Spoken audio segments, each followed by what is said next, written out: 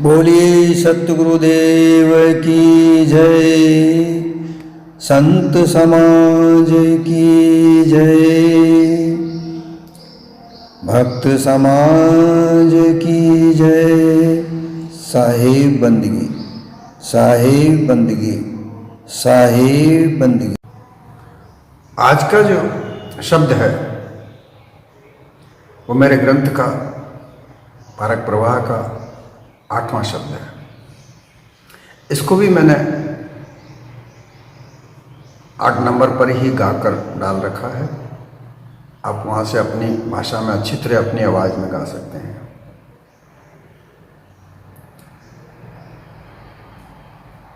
और यहाँ भी मेरी एक यह प्रार्थना है आप लोगों से कि शायर को जो ये मेरे शब्द हैं अच्छी आवाज़ वाले लोग गा सकते हैं वहाँ तक पहुँचाइए शेयर करके, और चैनल सब्सक्राइब करें।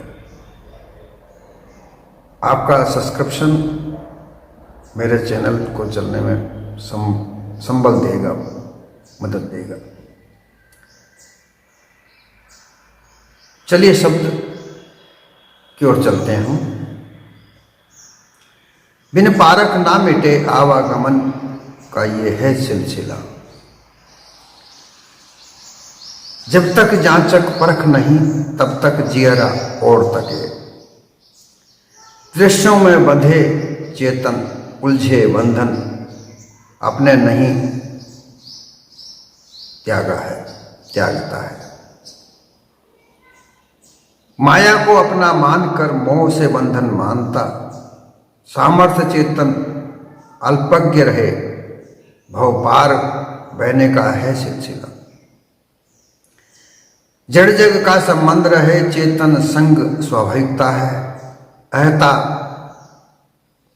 मैं घिरा कहता है मेरा भाव, धार का है ये मेला रेला। पारक से निज रूप परक बंधन की पहचान मिले, राजन मिले मोक्ष भव बंधन से।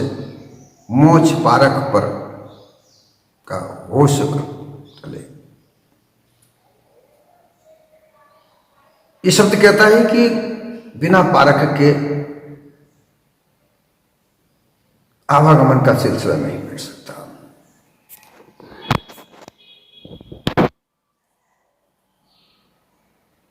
आवागमन का जो सिलसिला है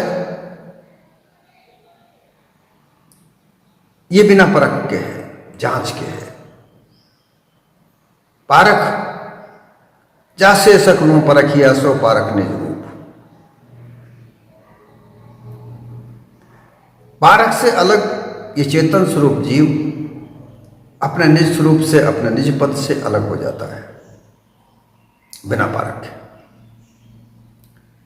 और अपने आप को कई प्रकार की मान्यताओं में जो मिथ्या मान्यताएं बनाई गई हैं, अनुमान कल्पना के आधार पर मिथ्या मान्यताएं इस संसार में है, उनमें उलझकर उनके आधार पर ही अपने आप को मानकर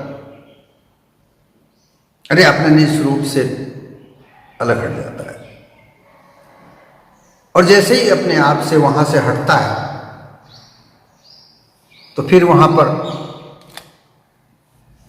आवागमन का सिलसिला लागू हो जाता है।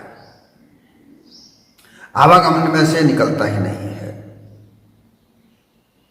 आवागमन का मतलब यह होता है कि ये मन मनसा के साथ में यहां से वहां, वहां से वहां भटकता रहता है। कभी वहां जाता है, कभी वहां आता है, कभी वहां जाता है, कभी वहां से वापस आता है। ये मन कहीं जाता है, कहीं आता है, यही आवागमन का सिलसिला होता है। ये चेतन स्वरूप जीव अपने जगह पर अचल अटल अविनाशी स्वरूप में, ज्ञानाकार स्वरूप में, बोध स्वरूप में रहता है। परंतु संसार की विभिन्न मान्यताओं के आधार पर यह अपने आप को भूलकर, अपने निज स्वरूप को भूलकर, मायावी स्वरूप में उलझकर जो मन ने भास दिया होता है उसके अध्यास से बंध कर जन्म मरण के चक्र में ये पड़ा रहता है। ये सिलसिला जब तक नहीं छूटता तब तक यह जीव अपने निज स्वरूप में स्थित नहीं हो जाता। अपने निज पद को प्राप्त नहीं कर पाता।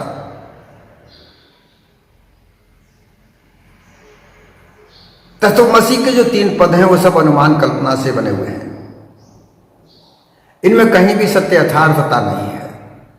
3 पद है, 3 वाणियां हैं। तत्वमसी, तत्वमसी, तत्वमसी, इस पद को अगर एक वाक्य, यह एक वाक्य है, इस वाक्य के कई अर्थ बता दिए। तत्वम असी, तत्वम लिखकर उसके बीच में कोमा लगा दो, असी रह जाएगा। तत्वम अर्थात कोई तत्व, असी यानी है, कोई तत्व है। ऐसी कल्पना की गई कि संसार को चलाने वाला कोई तत्व है,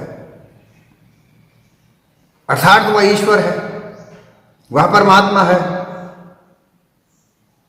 ऐसा मानकर कल्पना की गई। उसी तत्वमसी के महावाक्य से अलग अलग अर्थ निकाले गए। अब उसमें तत् के आगे कोमा लगा दो, त्वा के आगे कोमा लगा दो, तो शब्द बनेगा तत्त्वा असी। तत्व तू, असी है, जिसे तू और कोई तत्व मानता है कि कोई तत्व है संसार को चलाने वाला, वह तू है। जीव नहीं तू ब्रह्म है, ऐसा भी कहा जाता है।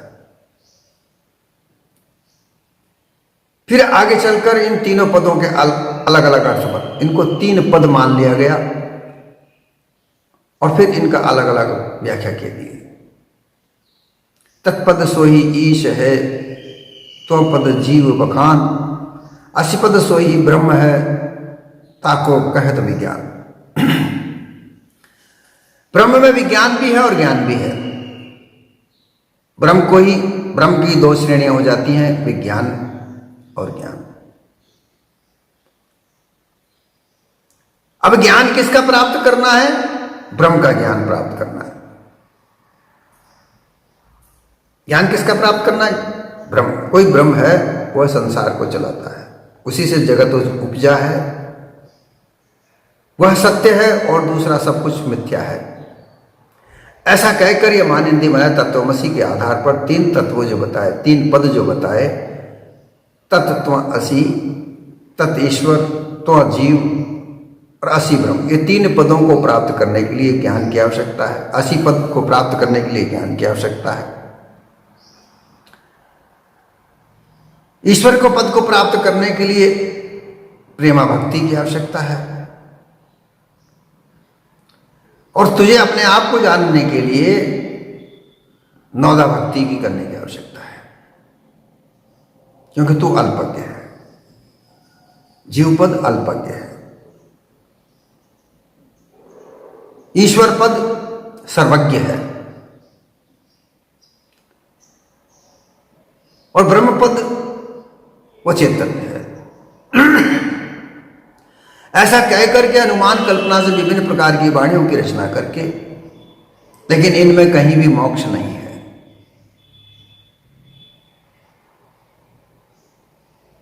इनमें मन एक जगह स्थिर नहीं होता। मन आवागमन के चक्र में पड़ा रहता है। जब मन पड़ा रहता है तो उसी का भास अध्यास बन करके जीव तक पहुंचता है।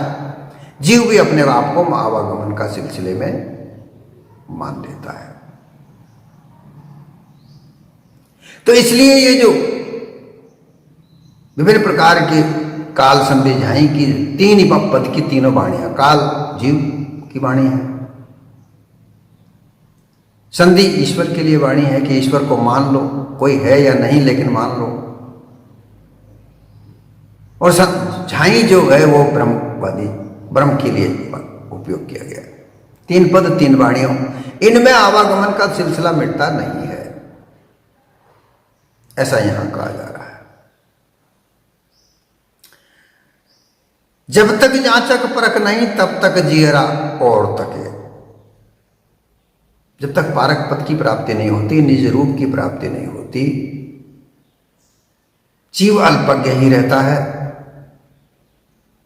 क्योंकि उसको कहा ही ऐसा जाता है कि जीव तो अल्पज्ञ है, वो ईश्वर का अंश है और कुछ नहीं कर सकता, वो ब्रह्म की परछाई मात्र है, वो परमात्मा का क्षणिक विज्ञान मात्र है, वो कुछ नहीं कर सकता।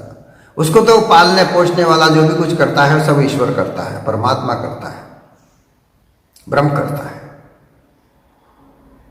तो इसलिए ये जीव ऐसी भास को,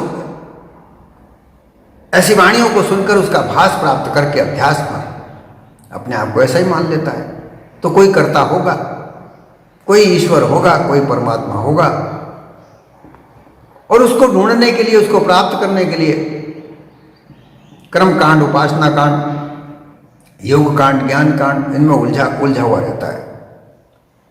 कोई अपना करता, कोई दूसरा है, ऐसा तकता रहता है, देखता रहता है, जांचता रहता है कि वह ईश्वर कैसे मिलेगा, ब्रह्म कैसे मिलेगा।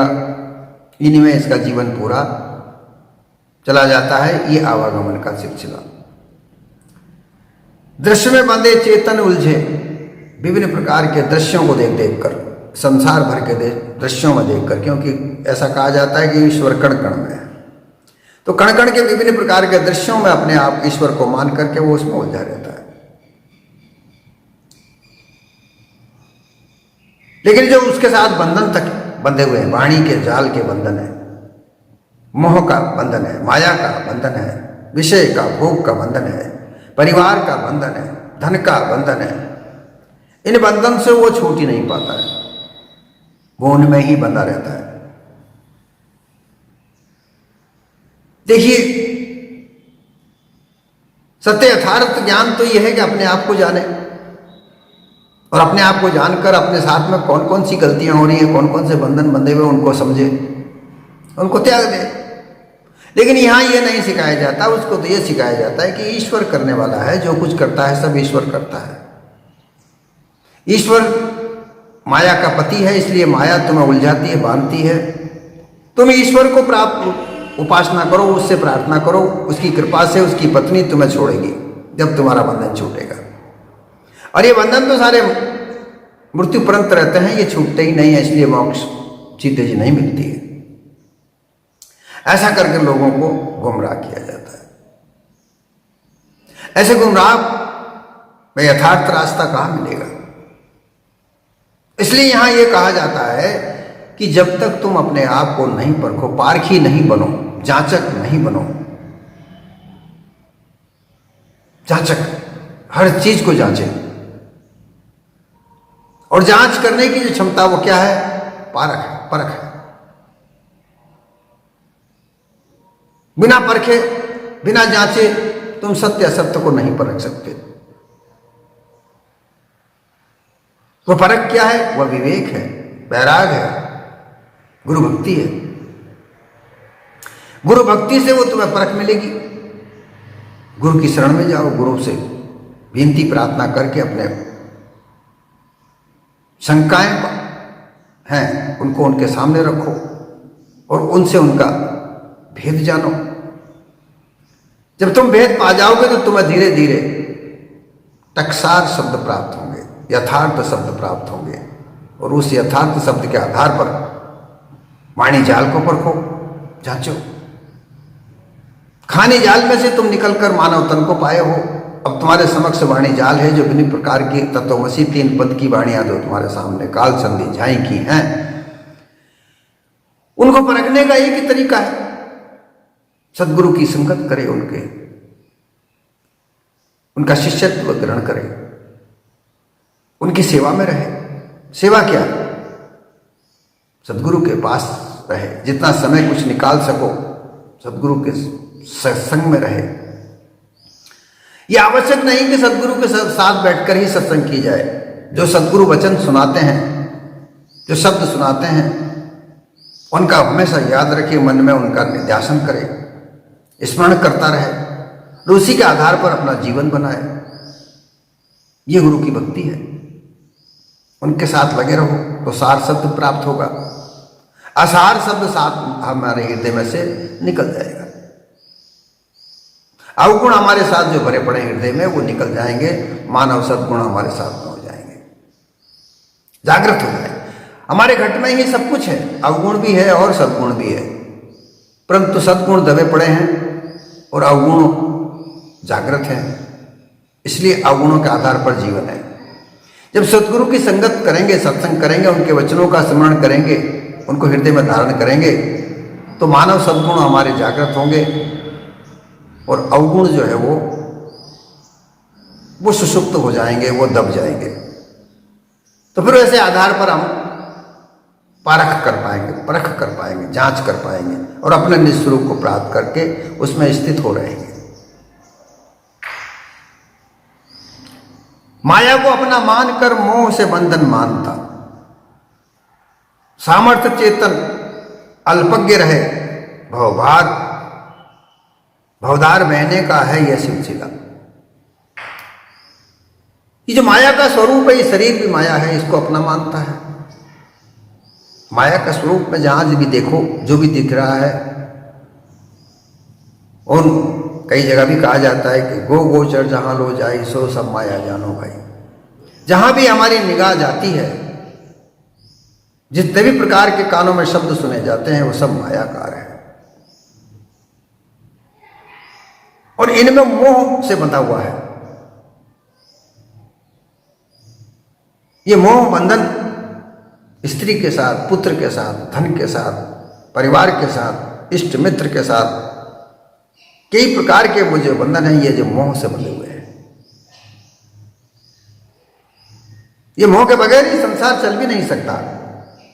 जिस तक प्रकार से चिड़िया अपने बच्चे निकालती है, तो जब तक वो बच्चे नहीं उड़ती है, वो बच्चे उसके बिना पंख के होते हैं, उड़ नहीं पाते हैं, तब तक वो उनके लिए दाना लाला करके उनको खिलाती है। और जब वो पंख हो जाते हैं, वो उड़ने लायक होते हैं, वो उड़कर कहाँ जाते हैं इसका कोई पता नहीं होता। परंतु मानव क्या करता है कि अपने बच्चों को पाल कर, पोष कर बड़ा करता है और फिर बड़ा कर करके उनकी सेवा की आस करता है। ये बालक बड़ा होगा, इसको विद्या ग्रहण कराऊं, इसको अच्छा वातावरण दूं, ताकि मेरी आगे जब बड़ा होकर के ये मेरी सेवा करेगा। ऐसा मोह, ये आशा, इसी तरीके की आशा मोह कहलाती है। मैं खूब सारा धन इकट्ठा करूं, ये धन मेरे लिए ऐश्वर्यशाली होगा, ऐश्वर्य की वस्तुएं इकट्ठी करेगा, बड़े बड़े मकान बनाऊंगा, बड़े बड़े गाड़ियां खरीदूंगा, सोना चांदी का खरीदूंगा। ये मोह है। मेरा ये कार्य करूंगा, इस कार्य से मुझे ये वैभव प्राप्त होगा, ये मोह है। कार्य इस संसार में दो प्रकार के कहे गए हैं, एक स्वार्थी कार्य है, एक परमार्थी कार्य। परमार्थ कार्य भी अगर तुम कर रहे हो, किसी इच्छा को प्राप्त करने के लिए कर रहे हो, तो वो भी स्वार्थ में आता है। निरीच्छा होकर कर परमार्थ कार्य करे। परमार्थ कार्य क्या है? किसी भूखे को खाना खिलाए, प्यासे को पानी पिलाए, कहीं एक सार्वजनिक पथिकों के ठहरने के लिए कोई जगह बनाए, सामूहिक भंडारा करके भूखों को खाना खिलाए, साधु जनों की सेवा करे। साधु जन जो जिस जीवन में सत्य ज्ञान का प्रचार प्रसार करने के लिए निकलते हैं, साधु जन तो भाई कई प्रकार के, लेकिन अनुमान कल्पना से लोगों को ठगते फिरते हैं, ऐसे संतों का नहीं। जो मात्र परोपकार के लिए ज्ञान का प्रसार करते रहते हैं, संसार में रमण करते हैं, आज यहाँ कल वहाँ, ऐसे रमण करने वाले संतों का कुछ हमसे बन जाए जो सेवा सत्कार करे, ये परोपकार कार्य। क्योंकि संत परोपकार के लिए हैं, उनके जीवन में कुछ सहयोग हमसे हो जाए, वो परोपकार है। लेकिन लोग तो अपने स्वार्थ के लिए जीते हैं। यही मोह की जड़ है, यही मोह है। जो सामर्थ्य चेतन है, वो इस तरीके के मोह में बनकर अल्पज्ञ मानता है, अपने आप को फिर अल्पज्ञ मानता है। क्योंकि जिस तरीके से मोह के द्वारा जो व्यवहार संसार में करता है, तो उसी का तो भास बनेगा, वैसी वाणी सुनेगा, वैसी संगत मिलेगी, और उनसे जो भास बनकर जो जीव तक पहुंचता है, वह अध्यास बनता है। और वह अध्यास क्या है कि जीव अल्पज्ञ है। जब अल्पज्ञ है तो इस संसार भव सागर दिखता है, भवधार दिखती है। इसमें से निकलने का बड़ा उसे संकोच होता है, कष्ट होता है, उससे निकलने के लिए कहीं भी रास्ता नहीं मिलता है। और ये बहते रहने का, 184 जीवा जीवन में बहते रहने का सिलसिला समाप्त नहीं होता। ये हमेशा लगातार प्रवाह चलता रहता है और इस प्रवाह से निकलने का कहीं कोई रास्ता नहीं मिलता है। वो बहता ही रहता है, बहता ही रहता है, बहता ही रहता है। जड़ जग का संबंध रहे चेतन संग स्वाभाविकता है। जड़ और चेतन दो वस्तु अनादि प्रसिद्ध है जगमाई। इनके जाने बिना बंधन छूटे नहीं। जड़ और चेतन दो वस्तु अनादि हैं। ये जगत में प्रसिद्ध है, लेकिन इनको जांचने का कार्य करे, इनको जांचे परखे कि जड़ क्या है और चेतन क्या है। इनको जांचे बगैर ये बंधन नहीं छूट सकते। ये स्वाभाविक रूप से एक दूसरे के साथ है। कहा जाता है कि चेतन बिन जड़ रंग नहीं बढ़ता, जड़ बिन चेतन रहे अकर्ता। ये देह मिलती है, देह को इंद्री मिलती है, ये चेतन है, ये जड़ के बगैर नहीं है। और ये सब जो देह है ये चेतन के साथ है। जड़ इंद्रिय है, देह जड़ है, सब कुछ जड़ है, परंतु इसमें सत्ता चेतन स्वरूप जीव की है। अगर चेतन नहीं है तो ये देह मृतक है। यही बात परखनी है, यही जांचनी है। और इसके जांचे बगैर अलग नहीं हो सकता, जड़ और चेतन से भिन्न नहीं हो सकता। उसमें बंधा पड़ा रहेगा, बंधन में रहेगा। अहंता में घिरा कहता मेरा। अहं जो अहंकार है, ये अहंकार में घिरा हुआ ये चेतन जीव इस संसार को मेरा कहता है। ये देह मेरी है, ये स्त्री मेरी है, धन मेरा है, परिवार मेरा है, कार्य मेरा है। ऐसा कह करके ये भवधार में रड़मल कर रहता है, रड़ जाता है, मिल जाता है, लेकिन उसमें से निकल नहीं सकता है। उसमें से निकले तो कैसे निकले, क्योंकि वो जांच ही नहीं पा रहा है। जड़ और चेतन दोनों को एक समझकर बस अपने आप को अल्पज्ञ समझ रहा है। मेरा कर्ता धर्ता कोई ईश्वर है, ब्रह्म से जगत की उत्पत्ति है, ब्रह्म सत्य है, ऐसा कहकर वो केवल उसमें के बंधन में बंधा पड़ा है, वहां से छूट ही नहीं सकता। जब चेतन और जड़ दोनों की पृथक पृथक पहचान करे, जांच करे, तब ये सिलसिला मिटे, ये रेला मेला मिटे। ऐसा सोचता नहीं है, ऐसा जांचता नहीं है। ऐसा जांचे तो अलग हो। पारक से निज रूप परख, बंधन की पहचान मिले। तब पारक संतों की, पारखी संतों की सत्संग करेगा, उनके साथ रहेगा। पारक सदगुरु कौन है? जो हंस स्वरूप में पूर्ण वैराग धारण किए हुए हों, निरीच्छा स्थिति में हों। ऐसे सदगुरु के वचनों को सुने, उनकी सत्संग हमेशा करे और उनके कहे हुए वचनों को ध्यान में रखे, मन में धारण करे, हृदय में व्यवस्थित करे,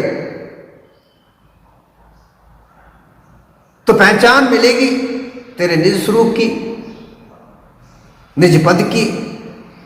तो कहा है कि पहले जान स्वरूप को, तो अपने स्वरूप को जान कि तेरा स्वरूप क्या है। ये स्वरूप कब मिलेगी? यही पारक से मिलेगी। जब अपना स्वरूप को मिल जाएगा कि तू तो ज्ञानाकार है, अल्पज्ञ नहीं है, तू चेतन है, तेरा आवागमन होता ही नहीं, तेरा जन्म मरण होता ही नहीं, तू तो हमेशा अमर अविनाशी है, अचल अटल है। जब ऐसे स्वरूप को प्राप्त करेगा तो फिर दूसरी विजातीय वस्तु क्या है ही जान ले, वो जड़ है। तुझसे अलग दूसरी चीज तेरे साथ जो है वो जड़ है। और उस जड़ से नाना प्रकार के प्रारूप इस संसार में बने हुए हैं, उनकी छवियां बनी हुई हैं, उनके व्यवहार बने हुए हैं, उनके तौर तरीके बने हुए हैं।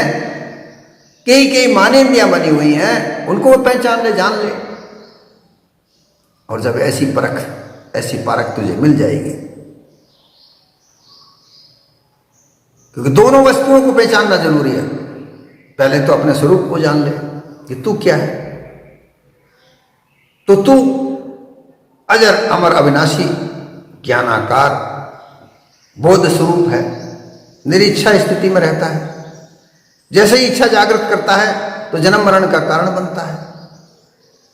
निरीच्छा स्थिति का कारण यह नहीं है कि किसी प्रकार का कोई कार्य न करे, परंतु स्वाभाविक रूप से तो जो तुम्हारे साथ कार्य जुड़े हुए हैं, तुम्हारे व्यवहार के साथ, जैसे कोई इंजीनियर है, कोई डॉक्टर है, कोई खेती किसान करने वाला किसान है, तो उसके साथ उसके जो स्वाभाविक कार्य जुड़े हुए हैं वो तो उनको करे, परंतु नए नए कार्यों को न करे। रोज नए नित्य नए कार्य की आविष्कार न करे। आविष्कार का मतलब है उनको इच्छा में धारण न करे, चाहे नहीं, निरीच्छा हो जाए, नई इच्छाओं को जन्म न दे। ये आविष्कार का मतलब है। आविष्कार तो तरह तरह की इच्छाओं को जन्म देना, तो तेरा ही तो कार्य है, ये आविष्कार है। निरीच्छा स्थिति में रह करके ज्ञान स्वरूप बोध स्वरूप में अटल अविनाशी होकर के जो जड़ पदार्थ है, जो विजाति जात तेरी जीव जात है और तुझसे अलग जो है वो जड़ है, इनको जान ले, परख ले। और यहीं पर इसी जगह से तेरा मोक्ष प्राप्त करने की स्थिति प्राप्त होती है। जब तू ये जान ले तक कि तू ज्ञानाकार बोध स्वरूप निरीच्छा है, इस जीवाजूण में तू एकमात्र राजन है। 84 लाख योनियों में कौन है? ये चेतन स्वरूप जीव ही तो है, ये सबका राजन है। ऐसा जब तू जान जाएगा तो तुझे मोक्ष प्राप्त हो जाएगा। मोक्ष का तात्पर्य यही है कि मोह का भंग हो जाना, मोह समाप्त हो जाना, वही मोक्ष। मोह धन क्षय, क्षय का मतलब होता है समाप्त हो जाना। मोह को समाप्त हो जाना ही मोक्ष कहलाता है। लेकिन ये बात कब समझ में आएगी?